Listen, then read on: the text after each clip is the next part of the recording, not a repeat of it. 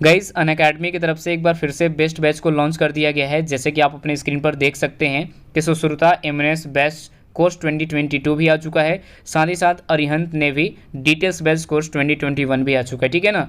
तो सबसे पहले तो सुश्रुता जो एमएनएस बैच है गाइस, ये 20 अक्टूबर से स्टार्ट हो जाएगा, जो कि इंडिया के नंबर 1 एजुकेटर के साथ, ठीक है ना। उसके बाद हरिहंत जो बैच है नेवी का बहुत बेस्ट बैच होने वाला है। इसमें भी आपको इंडिया के नंबर 1 एजुकेटर मिलते हैं। साथ ही साथ 20 अक्टूबर से बैच को स्टार्ट कर दिया जाएगा और 30 दिसंबर तक ख़त्म भी हो जाएगा। तो चाहते हैं इस बैच को ज्वाइन करना कोई एक तो ज्वाइन कर सकते हैं, आपको तो पता ही है, ठीक है ना। उसके बाद गए यहाँ पे एक और ऑफर है, आप सभी को पता होगा ये ऑफर चल रहा है। अगर आप 1 साल का सब्सक्रिप्शन लेंगे तो आपको 1 साल का एसएसबी का सब्सक्रिप्शन फ्री में मिलेगा, ठीक है ना, मतलब बिल्कुल फ्री। जो कि ये ऑफर आपको 19 तारीख से लेकर 21 अक्टूबर तक ही ये लास्ट है। तो अगर आप लोग चाहते हैं लेना तो ले सकते हैं, इनरोल कर सकते हैं। ऑफर ऑन प्लस सब्सक्रिप्शन, जो कि अगर आप 6 महीना का अगर आप सब्सक्रिप्शन लेते हैं गाइस तो आपको 1 महीना फ्री है। अगर आप 2 साल के लेंगे तो 4 महीने यहाँ पे फ्री है, राइट। अब उसके बाद यहाँ पे आप लोग देख सकते हैं कि त्रिशूल बैच भी आ चुका है एयरफोर्स एक्स ग्रुप के लिए, जो कि आप लोग को तो पता है 6 तारीख से बैच स्टार्ट है, जो कि बहुत बेस्ट बैच है। तो अगर आप लोग चाहते हैं तो ज्वाइन कर सकते हैं। ग्लोरी एयरफोर्स वाई ग्रुप का भी अलग से बैच है, अगर आप चाहते हैं तो ये भी बैच को ज्वाइन कर सकते हैं। तो ये आपको 13 अक्टूबर से स्टार्ट है ग्लोरी। तो देखो दोनों बेस्ट मतलब बैच जो है बेस्ट है। आप को तो पता है हम एयरफोर्स एक्स ग्रुप का भी सब्सक्रिप्शन लेंगे तो वाई ग्रुप में जाके देख सकते हैं, अगर वाई का लेते हैं तो वाई एक्स में जाके देख सकते हैं, राइट। तो आप लोग जाके इसका इन मतलब फ़ायदा उठा सकते हैं, इनरोल कर सकते हैं। ध्यान रहे कि एयरफोर्स नेवी कोस्ट गार्ड का सब्सक्रिप्शन का रेट जो प्राइस है अलग होता है, कम होता है, और एनडीए का थोड़ा ज़्यादा होता है। तो आप लोग इस चीज़ को ध्यान रखना, ठीक है ना। तो बाकी जाके कोड लगा के GZT10 10% डिस्काउंट ले सकते हैं। Thank you. हेलो फ्रेंड्स, कैसे हैं आप लोग। आई होप कि आप सभी लोग ठीक होंगे। तो मेरा नाम है महेश और आप देख रहे हैं हमारे यूट्यूब चैनल ज्ञान ज्योति आशीष ट्यूटोरियल। तो दोस्तों आज हम लोग करने वाले हैं नेवी एयरफोर्स से रिलेटेड जीके के मोस्ट इंपॉर्टेंट क्वेश्चन जो आपके एग्जाम के लिए बिल्कुल इंपॉर्टेंट होंगे। तो चलिए शुरू करते हैं। और वीडियो को शुरू करने से पहले मैं आपको ये भी बता दूं कि अगर आप इस वीडियो की पूरी पीडीएफ डाउनलोड करना चाहते हैं तो हमारे इस वीडियो के डिस्क्रिप्शन बॉक्स में टेलीग्राम और इंस्टाग्राम दोनों का लिंक दे दिया गया है। तो सबसे पहले आपको क्या करना होगा, टेलीग्राम चैनल ज्वाइन करना है और वहां से सारे वीडियो पीडीएफ फाइल को डाउनलोड कर सकते हैं, ठीक है। तो चलिए शुरू करते हैं। और यहाँ पर देखेंगे पहला क्वेश्चन आप लोगों के स्क्रीन के ऊपर ये है। पहला क्वेश्चन है कि कुचिपुड़ी नृत्य कहाँ आरंभ हुआ था। तो नीचे में आपको 4 ऑप्शन दिए गए हैं। ऑप्शन ए में राजस्थान, ऑप्शन बी आंध्र प्रदेश, और ऑप्शन सी में है कर्नाटक, और ऑप्शन डी में है पंजाब। तो यहाँ पे क्वेश्चन नंबर 1 का राइट आंसर क्या हो जाएगा, ऑप्शन नंबर बी हो जाएगा। बी में क्या है, आंध्र प्रदेश हो जाएगा राइट आंसर, ठीक है। जो कुचिपुड़ी नृत्य शैली है यानी इसका प्रारंभ सबसे पहले आंध्र प्रदेश में हुआ था। यानी इस क्वेश्चन का राइट आंसर क्या हो जाएगा, ऑप्शन नंबर बी हो जाएगा, ठीक है, आंध्र प्रदेश में। आगे बढ़ते हैं हमारे पास अगला प्रश्न।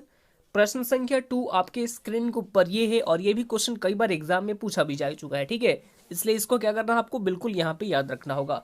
सवाल नंबर 2 हमारे पास ये है कि भारत में प्रथम मुस्लिम आक्रमणकारी था। यानी क्वेश्चन हमारे पास ये कि was the first Muslim inventor in India.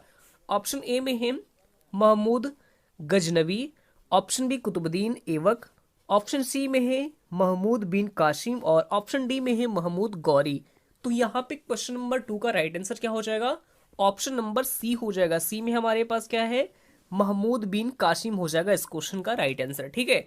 यानी ऑप्शन नंबर सी हो जाएगा इस क्वेश्चन का राइट आंसर। जो भारत में प्रथम ऐसा मुस्लिम था जो आक्रमणकारी था, यानी पहला प्रथम। ये सवाल बहुत ही इंपॉर्टेंट है और मैंने कई वीडियो में ये चीज बता चुका हूं कि जिस भी क्वेश्चन में प्रथम या पहला का जिक्र हो वो क्वेश्चन क्या होता है, अपने आप में बिल्कुल इंपॉर्टेंट होता है। वैसे ही इस प्रश्न में ये है कि भारत में जो प्रथम मुस्लिम आक्रमणकारी था वो था महमूद बिन कासिम। यानी इस क्वेश्चन का right answer option number C हो जाएगा, ठीक है। अब आगे बढ़ते हैं हमारे पास थर्ड नंबर क्वेश्चन। प्रश्न संख्या 3 आपके स्क्रीन के ऊपर ही है और ये भी क्वेश्चन कई बार एग्जाम में पूछा भी गया है, तो इसको भी आपको क्या करना होगा, ध्यान से देखना होगा। सवाल ये कि ताजमहल की जो डिजाइन था उसको तैयार करने वाला वास्तुकार कौन था। तो नीचे में 4 ऑप्शन दिए गए हैं। ऑप्शन ए में है इस्माइल, ऑप्शन बी उस्ताद ईशा, ऑप्शन सी में है मोहम्मद हुसैन, ऑप्शन डी शाह अब्बास। तो यहाँ पे क्वेश्चन नंबर 3 का राइट आंसर क्या हो जाएगा, ऑप्शन नंबर बी हो जाएगा। बी में हमारे पास क्या है, उस्ताद ईशा हो जाएगा राइट आंसर, ठीक है। जो ताजमहल का जो डिजाइन था उसको तैयार करने वाला सबसे बड़ा यानी वास्तुकार कौन था, तो वो था Ustad Isa. Right answer option number B हो जाएगा। ठीक है, अब आगे बढ़ते हैं हमारे पास 4 नंबर क्वेश्चन। प्रश्न संख्या 4 आपके स्क्रीन को पर कि स्वामी दयानंद सरस्वती ने किस समाज की संस्थापक यानी की थी, यानी किस समाज की स्थापना की थी। ऑप्शन ए में है ब्रह्म समाज, option B Arya Samaj, option C प्रार्थना समाज और ऑप्शन डी में है दयानंद वैदिक समाज। तो क्वेश्चन नंबर 4 का राइट आंसर क्या हो जाएगा, ऑप्शन नंबर बी हो जाएगा। बी में हमारे पास क्या है, आर्य समाज हो जाएगा राइट आंसर। ठीक है, जो स्वामी दयानंद सरस्वती ने किस समाज की स्थापना की थी, तो ये आर्य समाज की स्थापना की थी। Right answer option number B हो जाएगा। ठीक है, अब आगे बढ़ते हैं हमारे पास अगला प्रश्न। प्रश्न संख्या 5 आपके स्क्रीन के ऊपर है कि ताजमहल की डिजाइन तैयार करने वाला वास्तुकार कौन था। ऑप्शन ए में है इस्माइल, ऑप्शन बी उस्ताद ईशा, ऑप्शन सी में है मोहम्मद हुसैन और ऑप्शन डी शाह अब्बास। तो यहाँ पे क्वेश्चन नंबर 5 का राइट आंसर क्या हो जाएगा, ऑप्शन नंबर बी हो जाएगा। बी में हमारे पास क्या है, उस्ताद ईशा हो जाएगा राइट आंसर। ठीक है, जो ताजमहल था उसका डिजाइन तैयार करने वाला ये था उस्ताद ईशा, यानी राइट आंसर क्या हो जाएगा, ऑप्शन नंबर बी हो जाएगा। ठीक है, अब आगे बढ़ते हैं हमारे पास अगला प्रश्न। प्रश्न संख्या 6 आपके स्क्रीन को पर ये है पानीपत की दूसरी लड़ाई की किन के बीच हुई थी। ऑप्शन ए में है बैगम खान और हेमू के बीच, ऑप्शन बी में है अकबर और मिर्जा हकीम के बीच, ऑप्शन सी में है अकबर और बैगम खान के बीच और ऑप्शन डी में है अकबर और राणा प्रताप के बीच। तो क्वेश्चन नंबर 6 का राइट आंसर क्या हो जाएगा, ऑप्शन नंबर ए हो जाएगा। ए में हमारे पास क्या है, बैगम खान और हेमू के बीच हुआ था। ठीक है, जो पानीपत की दूसरी लड़ाई थी वो बैगम खान और हेमू के बीच हुई थी, यानी इस क्वेश्चन का right answer option number A हो जाएगा। आगे बढ़ते हैं हमारे पास 7 नंबर प्रश्न। प्रश्न संख्या 7 आपके स्क्रीन के ऊपर ये है कि हाल ही में प्रहलाद सिंह पटेल ने पर्यटन सुविधा केंद्र का उद्घाटन कहाँ किया है। तो ये क्वेश्चन भी आपको क्या करना होगा, बिल्कुल यहाँ पे याद रखना होगा। ठीक है, तो प्रहलाद सिंह पटेल जो है वो पर्यटन सुविधा केंद्र का उद्घाटन कहाँ किया है। तो देखिए प्रहलाद सिंह पटेल जो कि प्रेजेंट टाइम में हमारे पर्यटन मंत्री हैं और इन्होंने इस पर्यटन सुविधा केंद्र का उद्घाटन अभी हाल ही में किया गया है केरल में। कहाँ पे किया गया है, केरल में किया गया है, यानी इस क्वेश्चन का right answer option number A हो जाएगा। ठीक है, और केरल से, और केरल में भी कहाँ पे, तो केरल के एक गांव सॉरी एक जगह है जिसका नाम है गुर खायूर से। कहाँ से, गुर खायूर से। ये भी आपको यहाँ पे याद रखना होगा। अब यहाँ पे हम केरल के बारे में डिस्कस करेंगे। तो केरल की राजधानी है तिरुअनंतपुरम, मुख्यमंत्री है पिनराई विजयन, जबकि राज्यपाल है आरिफ मोहम्मद खान। तो ये भी आपको यहाँ पे याद रखना होगा। ठीक है, अब आगे बढ़ते हैं हमारे पास 8 नंबर प्रश्न। प्रश्न संख्या 8 आपके स्क्रीन के ऊपर है कि हाल ही में किसने अमेरिकी चुनाव के इतिहास में सबसे ज्यादा वोट हासिल करने वाले यानी करने का रिकॉर्ड अपने नाम कर लिया है। ऑप्शन ए में है Barack Obama, option B Donald Trump, option C में है जो बाइडेन और ऑप्शन डी इनमें से कोई नहीं। तो यहाँ पे बता दूं कि ये अपने नाम अभी हाल ही में किया है जो बाइडेन, यानी इस क्वेश्चन का right answer option number C हो जाएगा। ठीक है, जो बाइडेन है इसने यानी जो अमेरिकी चुनाव के इतिहास में सबसे ज्यादा वोट हासिल करने वाला यानी ये रिकॉर्ड अपने नाम कर लिया है जो बाइडेन, जो वर्तमान में अभी अमेरिकी राष्ट्रपति हैं जो बाइडेन। ठीक है, और जो बाइडेन को टोटल कितने वोट मिले थे, तो टोटल आपको 72 करोड़ 49,341 वोट मिले थे।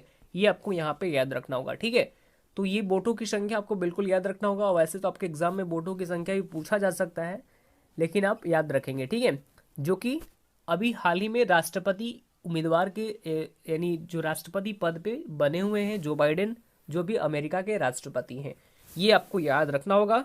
अब आगे बढ़ते हैं हमारे पास 9 नंबर क्वेश्चन। प्रश्न संख्या 9 आपके स्क्रीन के ऊपर है कि हाल ही में कौन सा देश पेरिस जलवायु समझौते से आधिकारिक रूप से बाहर हो गया है। तो ये भी क्वेश्चन आपको यहाँ पे याद रखना होगा। ठीक है, क्योंकि इस वीक क्वेश्चन इस तरह के जो क्वेश्चन होते हैं वो भी आपके एग्जाम में पूछे जाते हैं। ठीक है, तो हाल ही में कौन सा देश जो पेरिस जलवायु समझौते से आधिकारिक रूप से बाहर हो गया है, तो ये अभी हाल ही में हुआ है यूएसए, यानी इस क्वेश्चन का right answer option number B हो जाएगा। ठीक है, और यहाँ पर हम बात करेंगे पेरिस जलवायु समझौता के बारे में। तो ये हुआ था सबसे पहले कब हुआ था, 2015 में हुआ था, यानी सबसे पहले ये 2015 में स्टार्ट किया गया था। जैसा कि इस साल का जो आयोजित किया गया है COP25 जो कि आयोजित किया गया है स्पेन में। ठीक है, स्पेन के मैड्रिड में। और वैसे ही जो COP21 था ये आयोजित किया गया था कहाँ पे, 2015 में किया गया था, जहाँ पेरिस जलवायु समझौता का यानी सामने आया था। ये आपको याद रखना होगा। अब आगे बढ़ते हैं, हमारे पास 10 नंबर प्रश्न।